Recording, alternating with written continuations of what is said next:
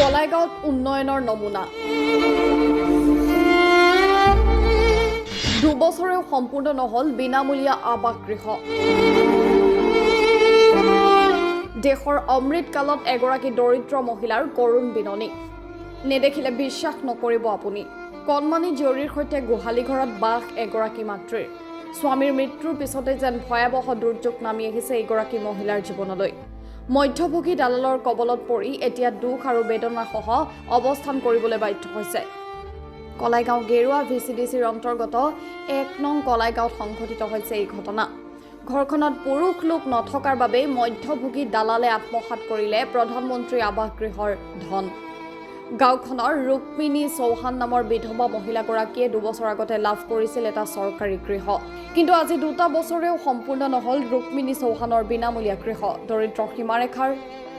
তলৰ লোকৰ বাবে চৰকাৰে বহু ধৰণৰ আঁচনি গ্ৰহণ কৰিছে যদিও বাস্তৱ ক্ষেত্ৰত এই সকল লোকে এতিয়া লাভ কৰা নাই চৰকাৰৰ কল্যাণমূলক আঁচনিৰ সুবিধা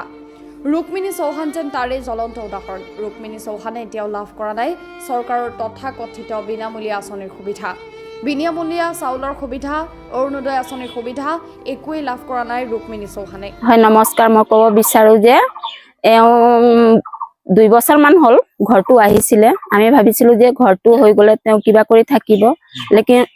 অৱস্থা খুব খাৰাপ আজি 11 বছৰ হল গিৰিয়েকে ঢুকুৱা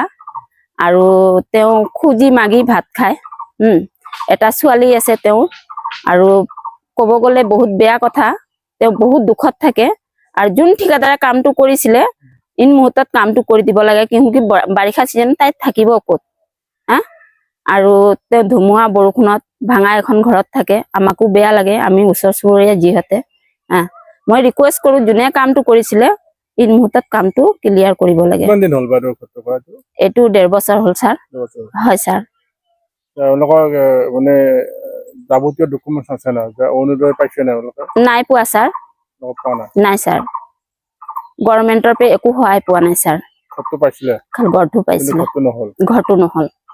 আৰু ঘৰটো ঠিকাদাৰৰ থ্ৰুতে কৰিব খুজিছিলে কিন্তু ঠিকাদাৰে মানে কমপ্লিট কামটো কৰি দিয়া নাই